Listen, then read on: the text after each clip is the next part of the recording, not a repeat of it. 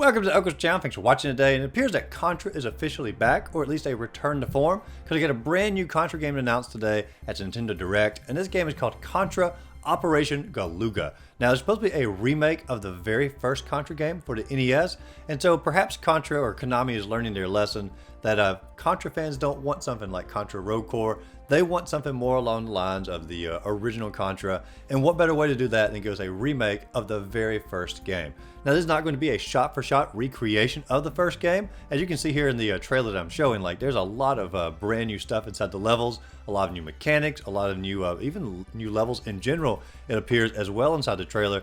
But it really does seem throughout all of this, they're going back to the original Contra style. And what company better to work with Konami on this than WayForward Games? Because they were the ones who did Contra 4 on Nintendo DS, as well as other run and gun shooters. I think they did like Spinosaurus as well, which was a really fun little Contra-like game. And so the people who are working on this game definitely know how to make a great Contra game. And so, I mean, everything's there. The gameplay is there. The mechanics are there. The 4-player action is there. I mean, that's pretty darn cool. Online 4-player. The characters inside the game are going to have like individual abilities. It's not going to just simply be choose a fighter and they're all pretty much the same. You're going to have individual abilities, which really, enhances multiplayer or co-op as you're going through it, because, everybody gets to work as a more team and they have an individual role, things like that. So that's pretty darn cool as well. I'm looking at the features here on the eShop page. It does say the original run and gun game is back, reimagined and more action-packed than ever. And of course, having 4 players, I mean, how can it not be more action-packed? Attack aggressively across 8 explosive stages,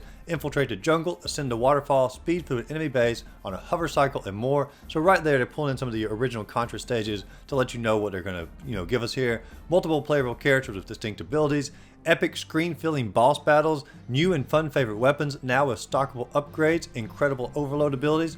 All that is like totally brand new considering this is coming out of the first game. Multiple difficulty options and a wealth of extra content. And I'm very excited for the extra content because one thing about the old Contra games is, they take like 30-40 minutes to finish. And for some players, they're completely done. Now, me personally, growing up with the Contra games like Contra and Super C, I would go through and see if I could beat it without dying or, how fast I could beat it, such as that. So there was always extra content for me as far as, or replayability anyway.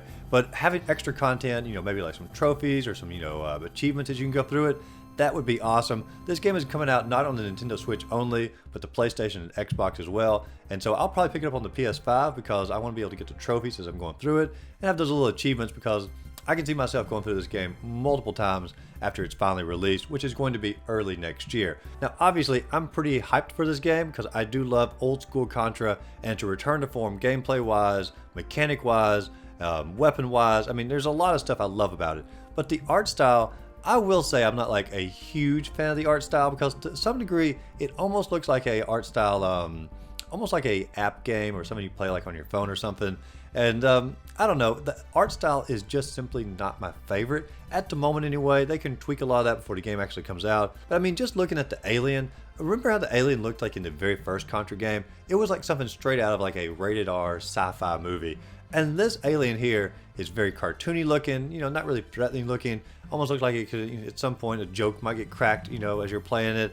And I don't know, like, there's taking it a little bit more wacky than what I personally like.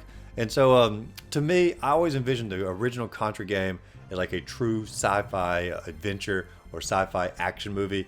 And this one looks more like a sci-fi action cartoon instead of a true, gritty action movie.